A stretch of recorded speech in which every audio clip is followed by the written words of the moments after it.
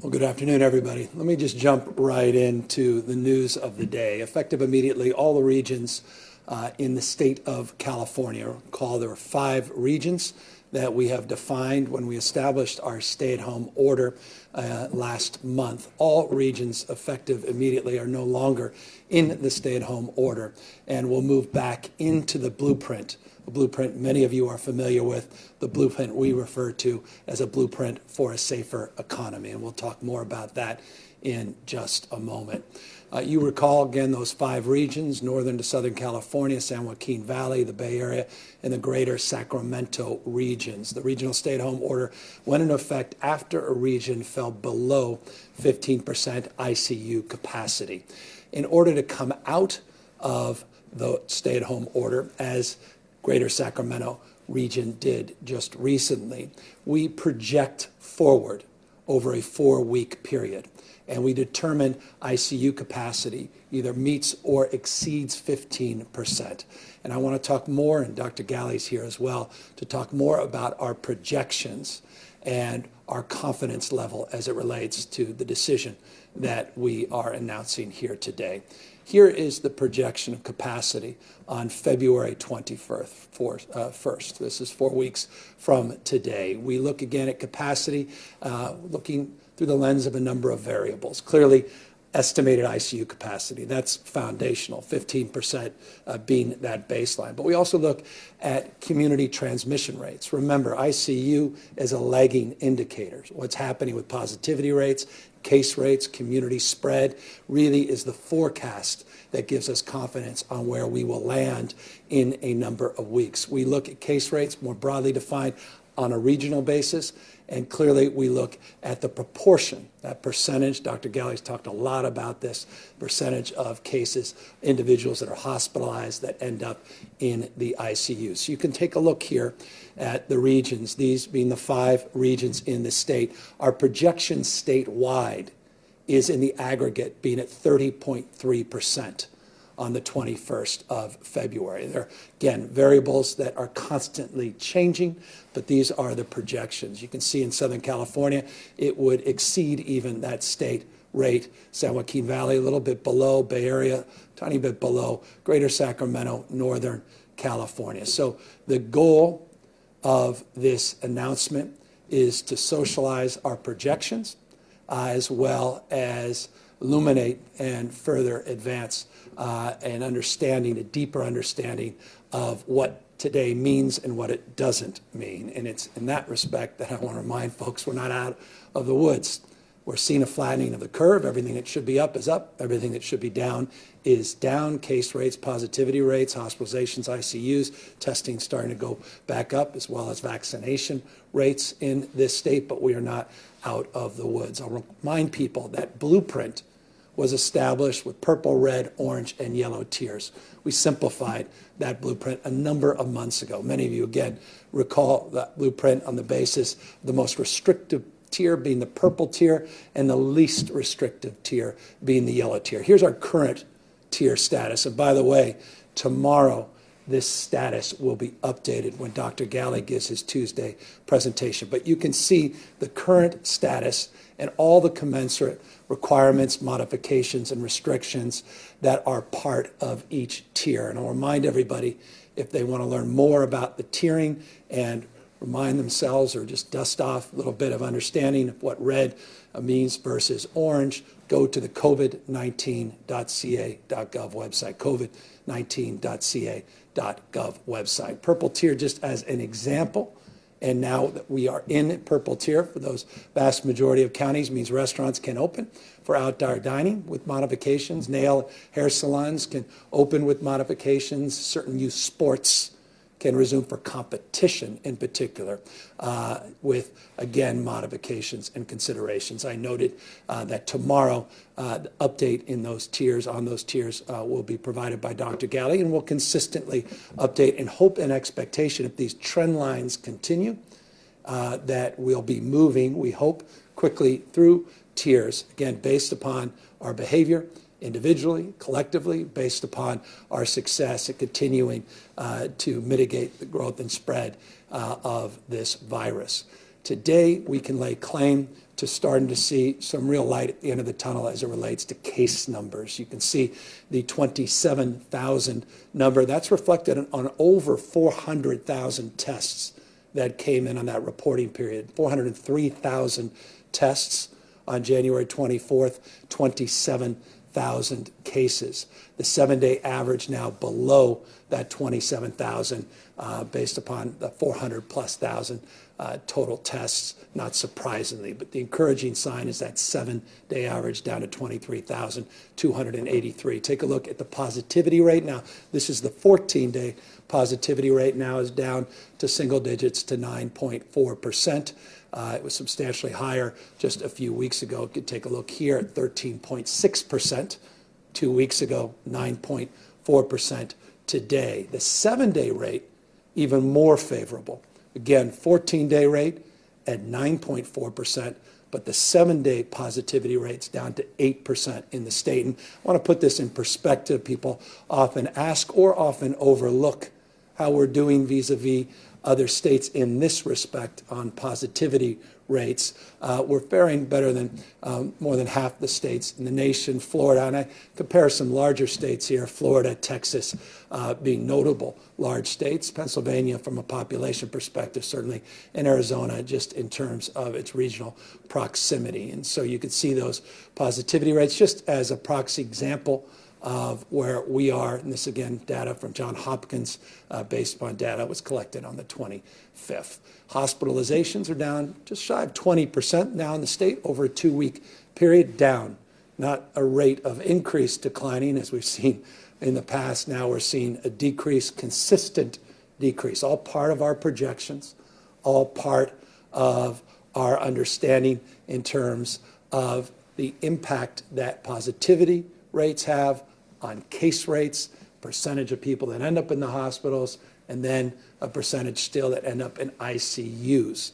And you see a 9.5%, close to 10% decrease over a 2-week period, 14-day period in ICU admissions, again, statewide. I'll remind everybody, this is statewide data. Each region's a little bit different, but we are in a position projecting 4 weeks forward with a significant decline in the case rates, positivity rates. We are anticipating decline, still more decline in hospitalizations and more declines in ICUs, and that's why we're lifting that stay-at-home order effective immediately today. Here's a reminder of some of the things we've done and some new information. We have substantially increased the number of staff, federal and state staff, that we've deployed in the last few weeks. We had some stretch goals of getting 1,000 over the last week. We're actually able to exceed that. Over 5,175 clinical staff now have been deployed. And remember, staff often means ICU capacity, which means we're expanding that capacity. It's not static ICU capacity. We can expand that ICU capacity. We've got these alternative care sites that we have opened up, 15 across the state, more resources, more equipment, oxygen supply issue. We've talked about that in the last few weeks in our oxygen task force and some of the interventions and efforts that were advanced there. We have made progress. We also have been able to transfer critical patients to hospital, again, part of the regional understanding, the mutual aid system that exists within regions that has also helped advance our efforts to address and respond to the surge. Over 1 billion now pieces of PPE have been delivered, and we have, as you know well, prioritized vaccinating the vaccinators, vaccinating our healthcare workers as a top priority.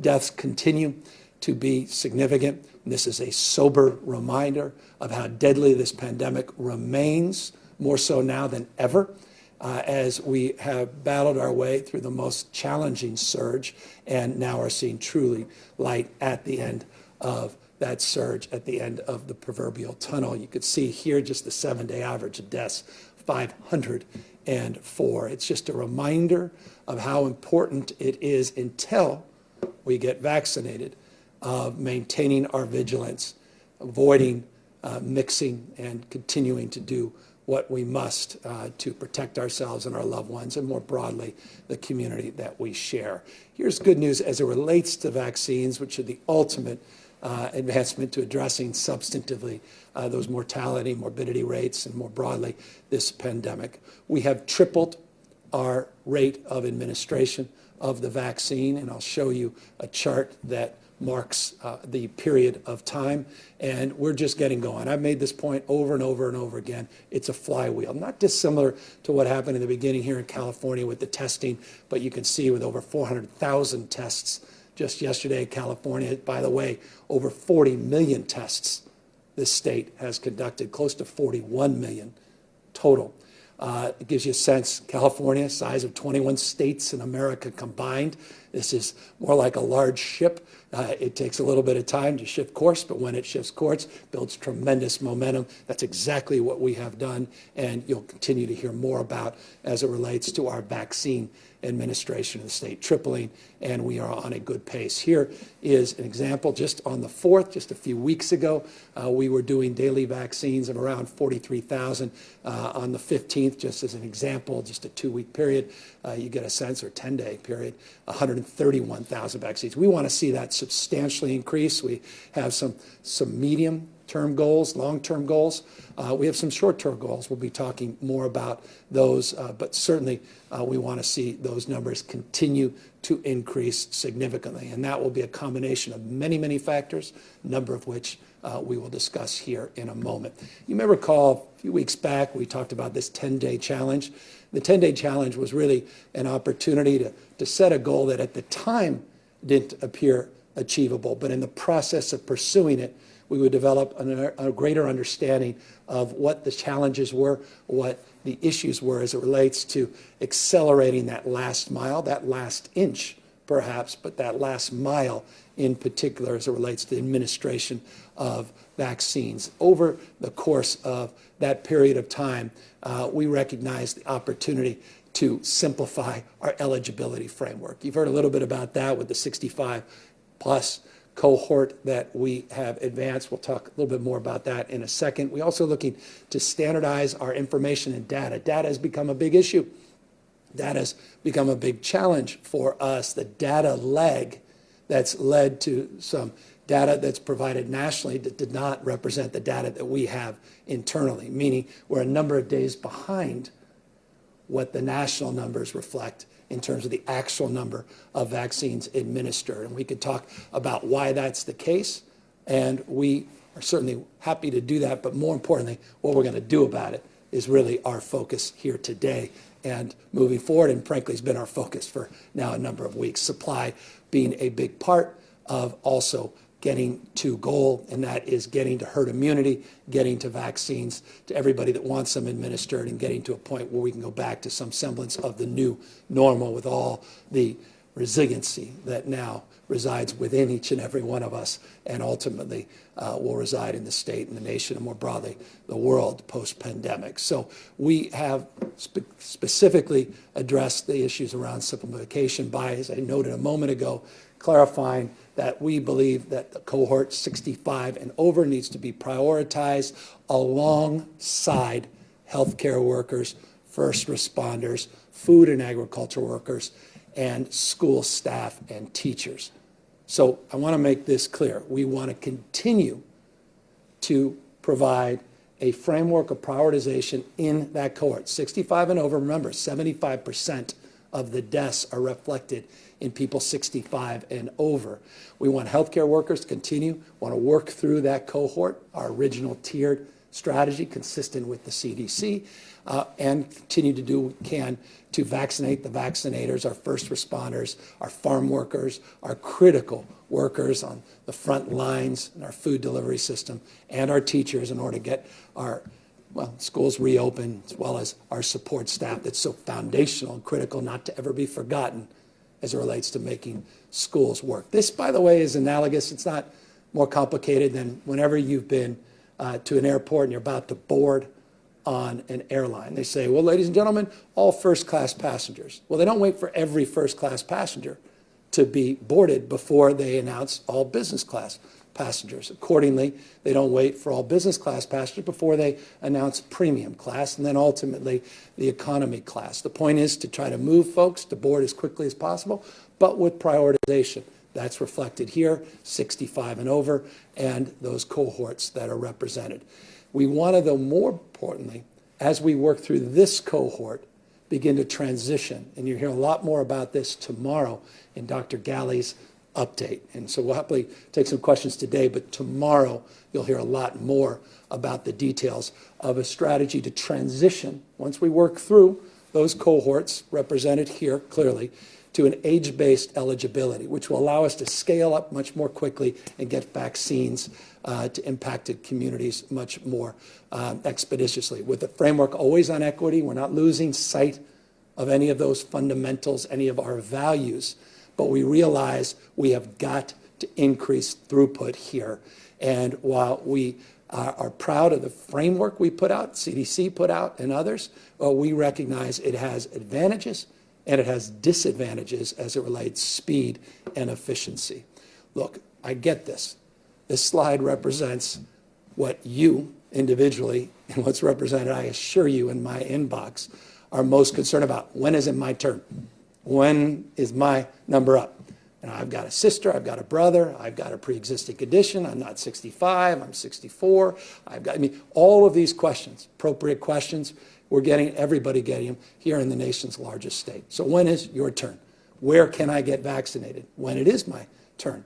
So what we are announcing here is a standardization information database. We announced it a few weeks ago that we were going to get it done by the end of January. We have gotten this pilot up, as we noted a few weeks back, and we'll talk about that in a moment, what the new platform is. But we have now developed, we believe it's the most comprehensive end-to-end system of its type in the United States.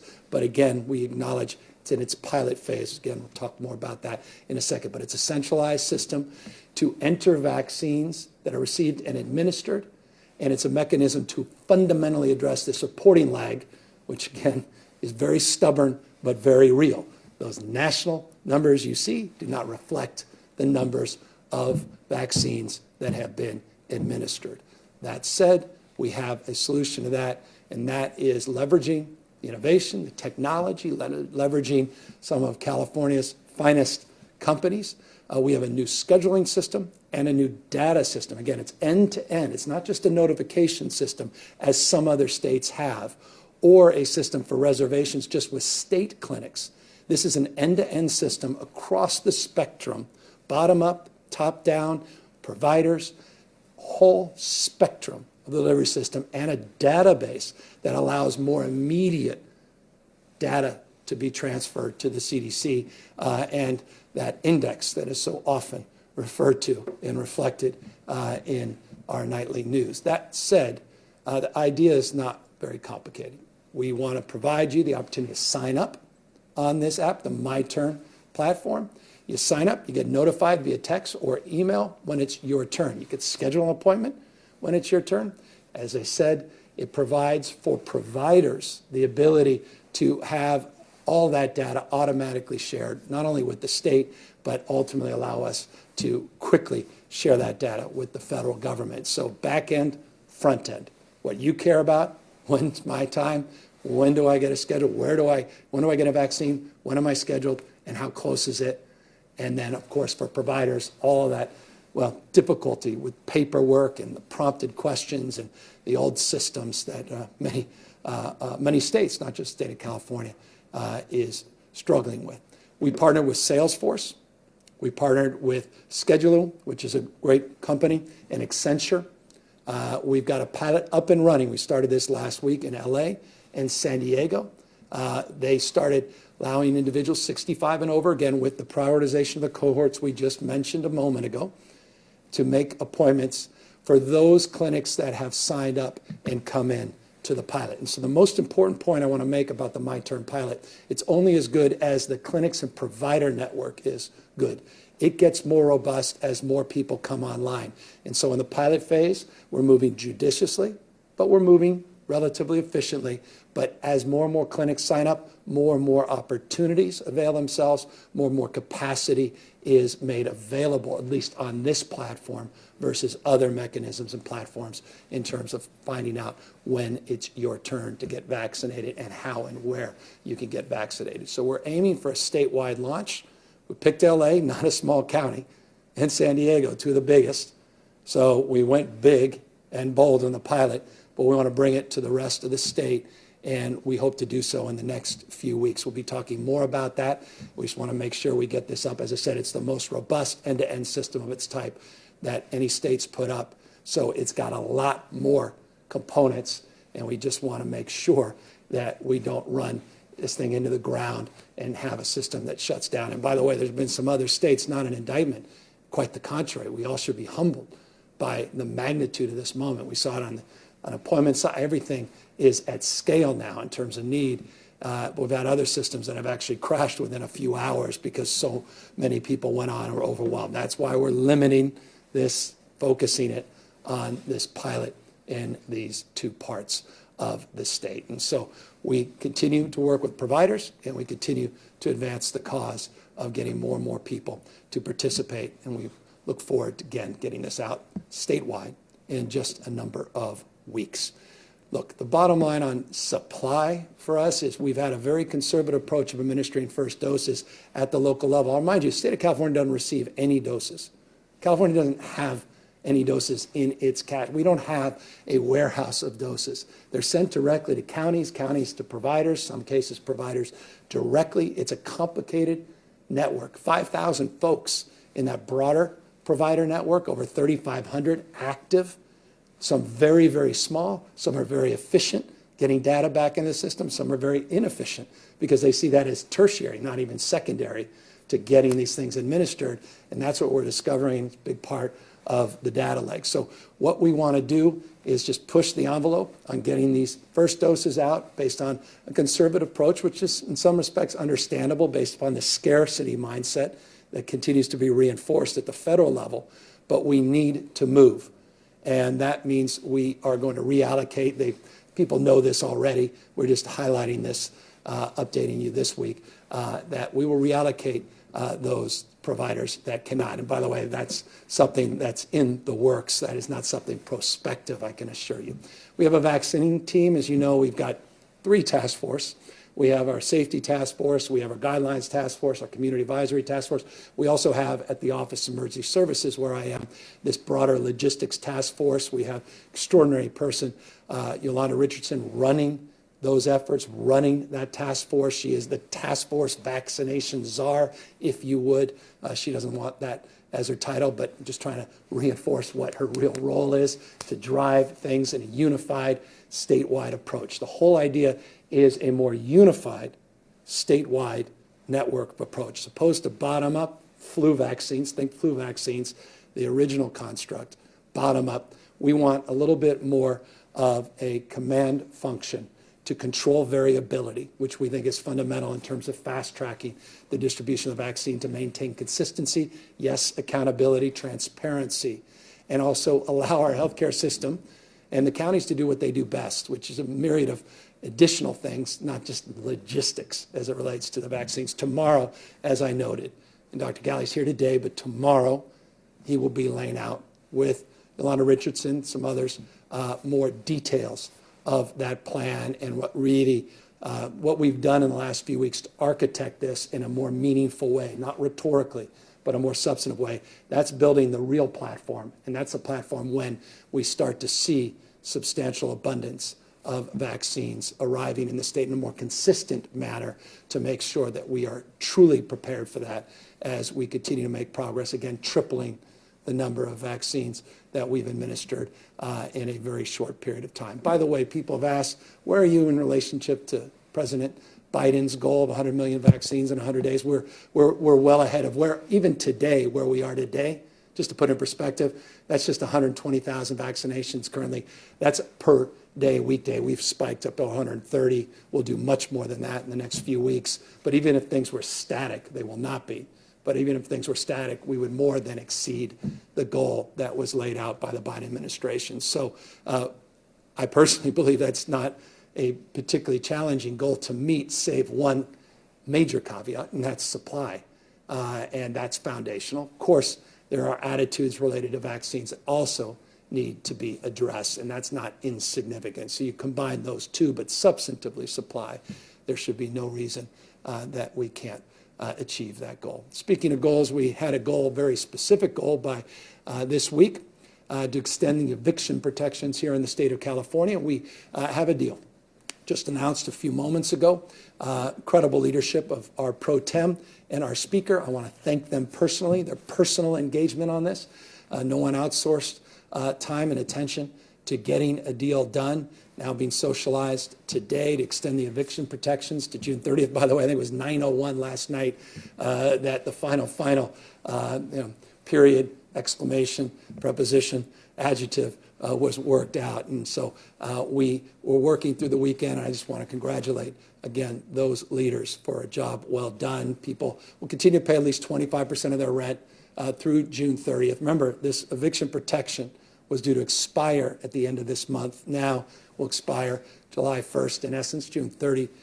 We address the issues of debt, and I don't want to go into too much detail. You'll get the detail when this is put forward to the legislature this week with urgency. But here's an important thing that is urgent, and I recognize it, and that's the need for resources. One thing to get protections, another to be able to pay your rent when it is due, address the issues for small landlords that also have to pay mortgages and debt that they've accrued related to their properties as well. And so $2.6 billion is attached to this deal as part of the federal funds. Thank you, Speaker Pelosi. $2.6 billion, that's money that's going direct to some counties and cities, and obviously money that's coming into the state. We're going to leverage that $2.6 billion, focusing on low-income renters, targeting 50% of AMI, which is area median income, up to about 80% of AMI. The whole idea is to leverage the dollars and look at paying back rent about 80%, but also get about 20% of that rent forgiven. So that's the strategy of leverage. If landlords choose not to participate, no one has to, and then there's no direct federal benefit that goes to that landlord. But those tenants are able to at least get their lives a little more stable because they will continue on with their 25% payment, but with the benefit of those federal dollars. And by the way, I'm not naive, none of us are, to the issues of rent, but also utilities broadly defined, including water bills in this state.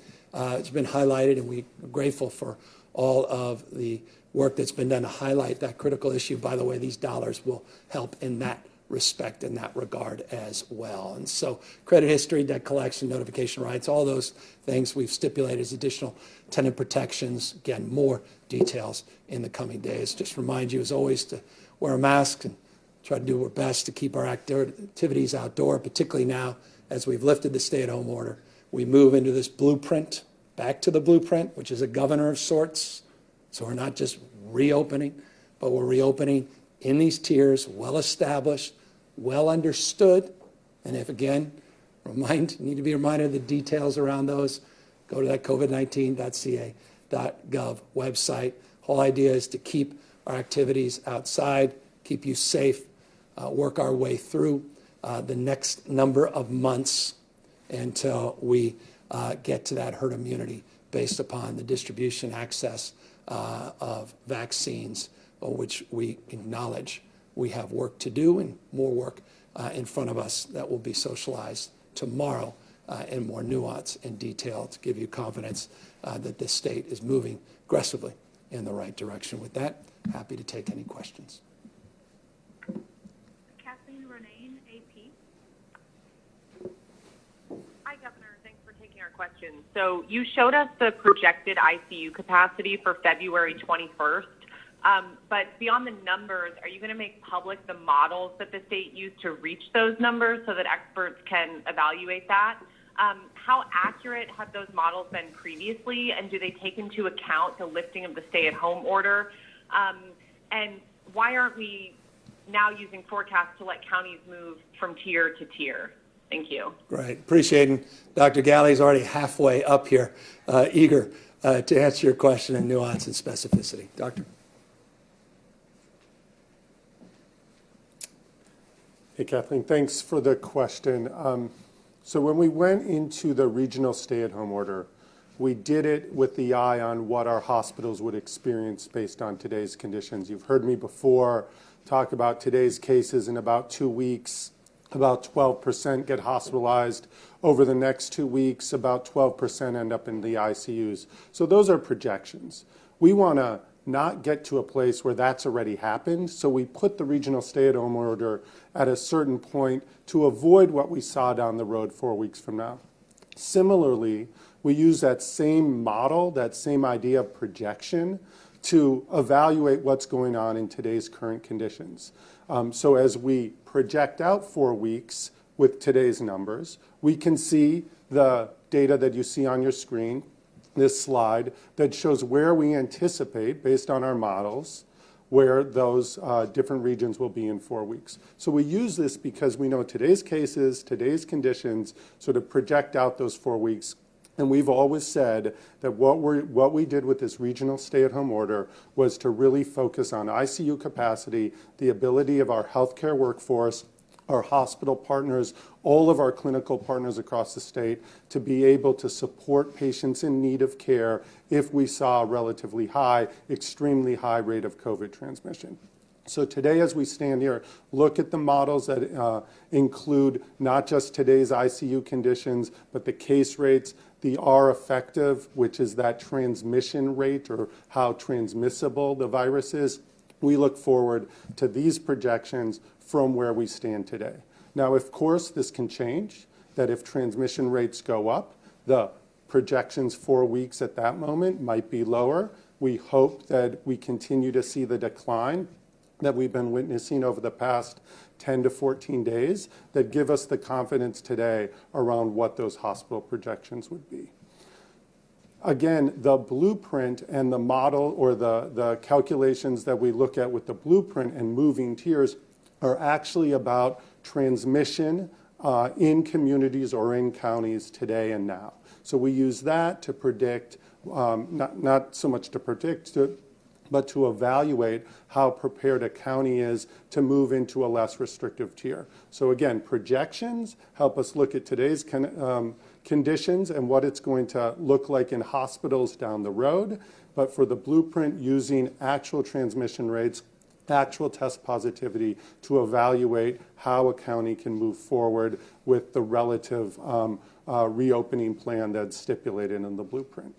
We will make these data points, the model, if you will, what goes in, the inputs into the projection available on the CDPH website. I believe they're available today, and you can certainly look there. And of course, if there's additional questions, we're happy to field those today and into the future. Thank you.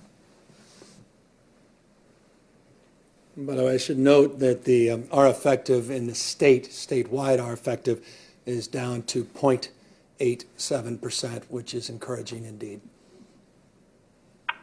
Jeremy White, Politico. Hey, Governor. Thanks for taking our questions today. We have heard a lot of frustration from elected officials who learned about this either on Twitter or by reading our news reports. I'm curious to know why the communication to elected officials was not better. It seems that the Restaurant Association learned of this more than a lot of people who are getting questions from their constituents. Can you speak to that? Yeah, I mean, we've talked to a lot of folks, and we've been working with these counties very, very directly for weeks and weeks.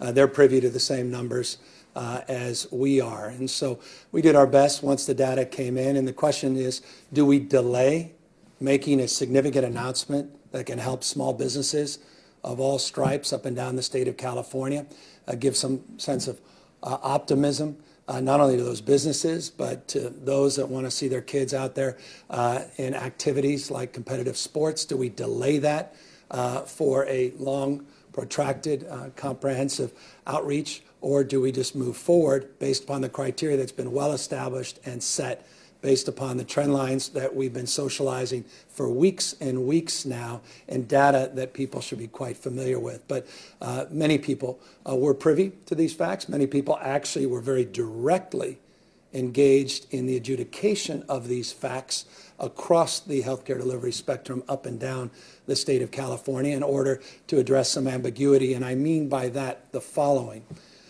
There was some concern, some had expressed, local health officers in particular, that before we do that, let's make sure there were no anomalies related to MLK Day and some of the reporting over that holiday weekend.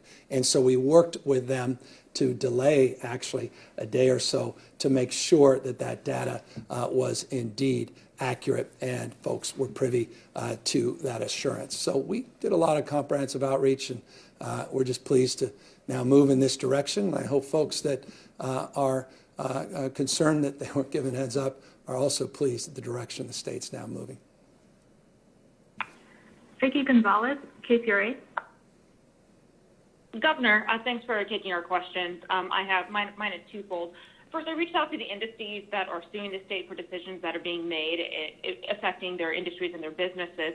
They argue that in addition to getting businesses reopened, they also want to obtain a precedent-setting and authoritative ruling that will permanently block you and health directors, and I'm saying this as a quote, from imposing any future arbitrary and unjustified lockdowns in the future. What is your response to that?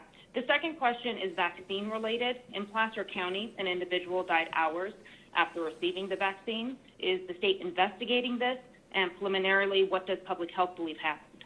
Yeah, good. I'll have Dr. Galley, if he's aware of that specific case, to discuss that here just in a brief moment. But as it relates to the broader issue of effective non-pharmaceutical interventions and strategies to use science and data to make determinations of what we should and shouldn't do, I'm very satisfied with the approach the vast majority of us have taken across the spectrum, states large and small, conservative-run states, not just Democratic-run states, and countries, for that matter, around the world that have led to these modifications as it relates to avoiding large gatherings. God forbid we go back to large rock concerts, et cetera, too early, or frankly, 5-6 months ago in the midst of this pandemic when we didn't necessarily have capacity and we didn't understand the complexities of potential variants moving in and didn't necessarily have adequate PPE or ICU capacity, that we were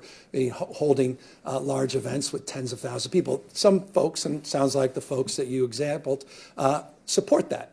And respectfully, the doctors, the experts from Dr. Fauci on down, the overwhelming majority, I mean, it's like climate science. There's 2 or 3% that disagree, and you see them on certain networks, and then the rest of folks that acknowledge certain common sense as it relates to mitigation, the transmission of this pandemic.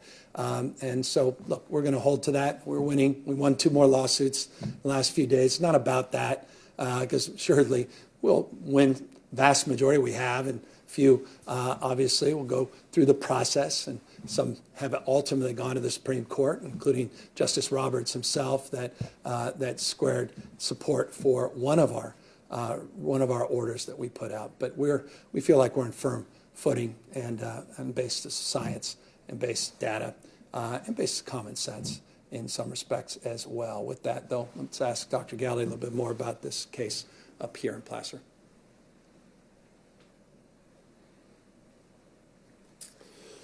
Let me begin by just sharing condolences with the individuals, loved ones who life was lost in Placer. We are aware of the case. We're working closely with the coroner, the health officer in that county to determine the details around the case. Certainly, this was an individual who had been recently vaccinated. I think also other details are complex and worth further investigation, and that's what we're doing now. I think overwhelmingly, though, we've seen so many individuals successfully and without any significant reactions receive both the Moderna and the Pfizer vaccines. We believe through the efforts of the FDA, our own scientific safety committee, who looked at all the data, that again, these are safe vaccines, that we're watching them successfully administered across the state, across the nation, across the globe, and that certainly we are very experienced with reactions and even dire consequences related to clinical interventions, including vaccines. But we are looking at this very closely and still stand behind the overwhelming data and evidence that these vaccines are safe. As we gain additional information, not just about the Placer County situation, but other reactions across the state, across the nation, sharing that very publicly, sharing the lessons learned, I think is key to continuing to develop the confidence of our state, our public, in receiving the vaccine and getting us on the other side of this pandemic. And I appreciate the point Dr. Galley was making as it relates to this individual case. As we get more information, obviously we'll pass it along. But it's just another reminder of how deadly this pandemic has been and continues to be, either related to potential issues that are being investigated in that case or just more broadly to the disease itself. 504 people on average losing their lives on any given day here in the state of California. 500 families torn apart because they've lost a loved one because of the deadliness of this pandemic. And it's just another sober reminder of why one cannot be flippant and just turn on the light switch once again and have everybody rush back to mass gatherings without any consideration of transmission or effective issues related to the impact this disease continues to have on not only our most vulnerable, our seniors, but those with comorbidities, pre-existing conditions, and other issues that could further exacerbate their health. So forgive me for belaboring that, but I think squares, I think, very much with the first part of your question as well. Stephanie Elam, CNN. Hi, Governor. It's Stephanie Elam from CNN to ask this basically a devil's advocate question here. And that's the fact that there's been this variant, this strain that was found here in Southern California that a few of the medical professionals I've spoken to think could have been behind the just astronomical rise that we saw here in Southern California. So with that, with the loosening of where we are and going back to, away from the stay-at-home order, could that potentially be something that is of concern to open back up and having outdoor dining? So that's one part of it. Now, the devil's advocate side is the other part of it about dining outside. Some people believe because that went away, it forced more people to fraternize inside, and that led for the higher rise of cases here in Southern California. And I'm wondering if that's factoring into the decision. So looking at both sides of the coin here, if I could get you and Dr. Galley to weigh in on that, I'd be most appreciative. Thank you. One question answers the other begs the question. Forgive me, but let me just go to a slide here just on the first part of your question, the issue of the variants. Here's what we know about variants in the state of California. You have highlighted, and we appreciate that work, and others have as well, what happened in Cedars-Sinai and UCSF as it relates to this B1429 cases, which we're still working on. Is that a COVID variant that's unique to California, or is it something else? Again, we're still working through that. But so are we working through its virulence. We're working through its transmissibility. We're working to investigate more understanding. But 456 cases of that particular variant have been reported, again, north and south here in the state of California. As it relates to the UK variant, you can see here on the slide a little bit of update on the numbers from San Diego, San Bernardino, the one case, just 90 in all, that B117 variant that's gotten a lot of attention that we have been able to identify. So again, working through a deeper and more nuanced and complex understanding. But look, as it relates to the issue of a stay-at-home order, it's just an opportunity to remind you, again, stay-at-home order is not a light switch going back to the way things were a year plus ago. We still are now in these tiers that we believe have served us well as it relates to modifying activity and behavior, requiring not only that when someone is dining outdoor, but there are certain conditions that need to be met as it relates to those activities as well. We're doing more to not only socialize that with the public, but also with businesses. I'll just give you an example of what I mean by that. Just over last weekend, we were out there with the alcohol beverage control, doing education, not just enforcement, 5,600 establishments in expectation and obviously in concern because some people were working outside or opening outside of the restrictions, but anticipation of activities beginning to resume, making sure that folks were prepared to be in compliant. And so that's the way we're approaching this, and not naively, soberly, with our eyes wide open. And as I said in the beginning, Dr. Galley said this as well, this is iterative. Every single day we make adjustments by taking a look at the facts, looking at these variables, including variants, looking at case rates, transmission rates, ICUs, hospitalizations, but obviously looking at positivity rates, where we are in terms of the vaccination, where the R effective is, not only by county, but by region, looking at ICU capacity broadly defined in terms of our mutual aid, looking at our staffing, where we are, looking at the number of waivers related to staffing, which we hope to address that very, very quickly as well to mitigate the stress in that space. And so that's constant and never-ending feedback that goes into making determinations in real time. None of us are ideological, and if we see things beginning to break in a direction that was not anticipated, we will make a move to address that. But with that, forgive me, perhaps more succinctly, Dr. Galley can answer that question as well.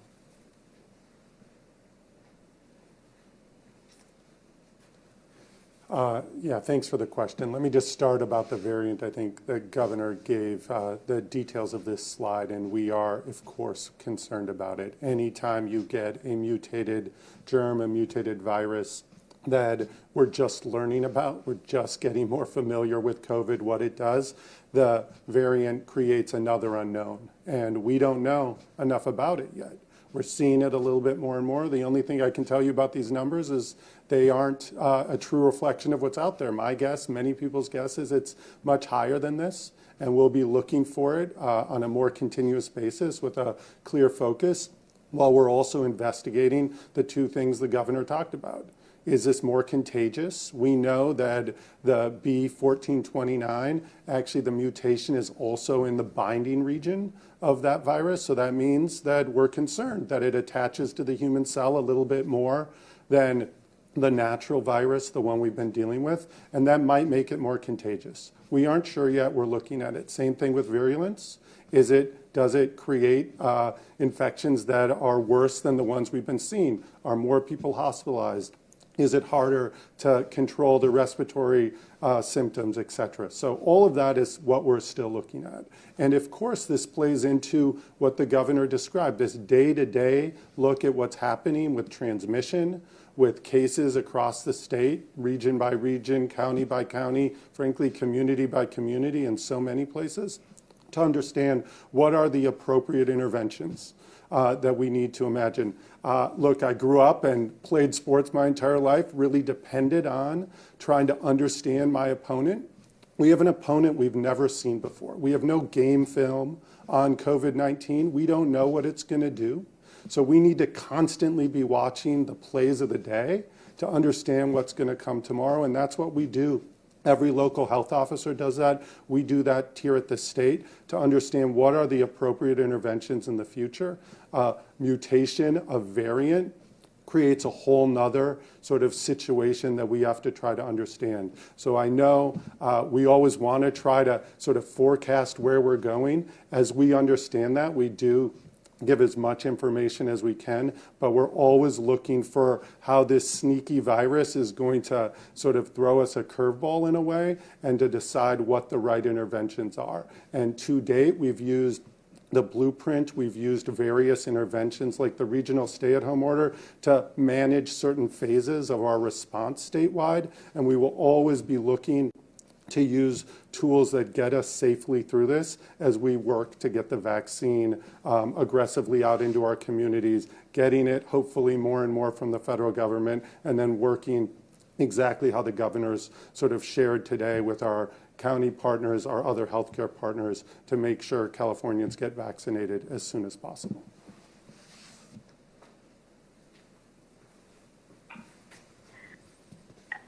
Alex Michelson, Fox 11. Thank you, Governor. First, an informational question about the My Turn app. Is that something that people in Los Angeles and San Diego counties can download now in the App Store or Google Play? How does somebody get that? And secondly, a broader question just about to give you a chance to respond to critics, because you know the critics are saying this online, that this decision today comes amidst a recall campaign, comes amidst lawsuits, and they say that the timing on this is arbitrary and convenient based off of that. I want to give you a chance to respond to people that are saying that. Yeah, that's just complete, utter nonsense. So let's just dispense with that fundamental, foundationally nonsense. So that's number one. Number two, take a look at the website. You can go, just if you Google, forgive me, Bing, whatever your Yahoo, if you look up, go online to My Turn, you'll find My Turn COVID, maybe the first thing that prompts up. You can learn more about this on the COVID-19.ca.gov website. But My Turn COVID should prompt you, learn more about that, get that information. LA should be promoting it themselves, as well as San Diego, beginning to promote this pilot project. It started about a week ago down in LA, later in the week in San Diego. And so we'll be promoting it a lot more as we work some of these bells and whistles, the end-to-end issues, and we make sure that we're really ready, 40 million people, to seek and source that information from that site. But we're very encouraged by it. Got an incredible team, incredible partnership with Salesforce, Accenture, and Scheduler, which is one of the more interesting startup companies here in the state of California. And so we're really encouraged by the progress and very grateful that LA County and San Diego County were willing to work with us on this pilot. Katie Orr, KQED. Hi, Governor. Thanks for taking our question. You've always said that early education and child care providers are a priority for your administration. So why then have the Child Care Providers Union, it's been saying that your administration will not negotiate with them on COVID-19 related issues, like increased money for PPE, like they have to pay for all of that mostly out of their own pocket. Why won't you come to the table with them on that? Well, first of all, thank you for acknowledging not just what we said, but for what we've done more than any administration in modern history to invest in ECE, early childhood education, to put out a blueprint, first blueprint of its type in state history, a master plan, not just for higher education, but a master plan for early education, which we just did, something I promoted, promised, we got done recently. And we also made a down payment based upon that blueprint in the budget that I just submitted to the legislature. There are a number of extraordinary legislative leaders that deserve credit that we're also working hand in glove with to advance that cause. Our goal is mindful always, not just of more access, more slots, but quality, and that's foundational. And that's why I was very pleased after efforts in the past from previous administration to look at the issue of quality, ratios, compensation, support, that I signed a bill that I promoted as well on collective bargaining that actually set the table that you're referring to. So with all of that as a predicate and foundation, we are in that deliberative process. I'm very familiar as a former mayor with these memorandums of understanding and the goals and desires to advance the collective bargaining cause. This is a startup operation. We're doing something that's never been done in this space before, and we are working collaboratively together, and we've got work to do. I'm very familiar with the concerns that you raise. In fact, some leaders in the union that hopes to represent these workers reached out directly as well, and we've been in contact. So we're confident that we'll work through these issues. I also, forgive me, take time to acknowledge, last year we had a shortfall in this state in our public employee unions across the spectrum. We worked through our differences. We had some good days. We had some bad days. We had some days where there's misunderstanding, some stress, but we worked through all those differences as part of the give and take of the collective bargaining process, setting that table, literally, figuratively, and we were able to land where we landed last year, and that inured to the benefit of early childhood education, inured to the benefit of child care, because we didn't see big cuts in those spaces despite the budget shortfalls last year, because our public employee unions helped step in, protecting those young folks and making sure the caregivers were supported as well. So it's the spirit that we enter into these negotiations, and that spirit, I'm confident, will get us across the line and get a good contract for everybody. Final question, Jackie Botts, Cal Matters. Governor, I have two questions about what California is doing to protect farm workers right now. You've mentioned housing for harvest a few times this month during your budget announcement. But as we've reported, not many farm workers have taken advantage of the rooms. As of January 11th, CDFA told me that just 107 reservations had been made. And of course, the estimate of the number of farm workers who have tested positive since Helping for the Harvest was announced is in the tens of thousands. So we reported that there were some big barriers to accessing this program, including test or medical referral requirements, and also the fact that a lot of people just don't trust it or are afraid of separating from their families. And advocates and farm workers told us that that state-funded cash assistance to help farm workers isolate at home would be more helpful. So I'm wondering, my first question is, given the low numbers, are you considering any changes to the program? My second question is about getting vaccines to farm workers for those same reasons that I just listed. Farm workers will experience barriers to access, likely more than your average 65-plus-year-old. So I'm wondering, what is your plan going forward to make sure that essential workers, farm workers who have been hit so hard, don't get crowded to the end of these initial priority tiers that have gotten much bigger, even as a vaccine remains scarce? Let me take this slide and once again bring it back up just to reinforce, and I think it answers the latter part of your question. We are prioritizing. So your question was around a frame, get lost in tiers. We are keeping our farm workers, our agricultural workers in that top tier, 65 and over, healthcare workers, continue to prioritize first responders, continue to prioritize. There are hundreds of farm workers just today that I know are being vaccinated, as an example, in Fresno County, and our food workers. So that's a priority, along with our teachers and school staff. So that is firm in terms of our prioritization. As it relates to the deeper issues, here's a great opportunity. I'm sort of smiling when you asked the question, because last week I asked my team to put together an entire list of all the supports that we have provided farm workers since the beginning of this pandemic, and what we're proposing to do that will directly and indirectly impact farm workers in next year's budget. We actually have that document. In the interest of time, I'm going to make sure we provide that to you. If you're not getting it in the next couple of minutes, you'll certainly be getting it in the next few hours. But we have that listed, details that show all the supports from sick leave, workers' comp issues associated with those cash grants that we provided no other state at the time had considered, and all the work we've done with philanthropy and the partnerships we've created with farm growers, not just farm workers, as it relates to growers themselves, rather, and the partnership that you reference on the housing and some of the issues that are unique in the Central Valley versus the Central Coast. Forgive me for belaboring this, but we'll have a memo out shortly. Accordingly, we will shortly, tomorrow, have Dr. Galley back up and in front of all of you to update more specific terms, the work on vaccines and how we will create more clarity, more ease in terms of criteria to allow faster throughput and build on the work that's been done in the last number of weeks to get us back I think, back where all of you deserve. As it relates to the issue as well, those tiers, which is so fundamental. As a reminder, the stay-at-home order is not lifted, where everyone is going back to where we were January 25th, 6th last year.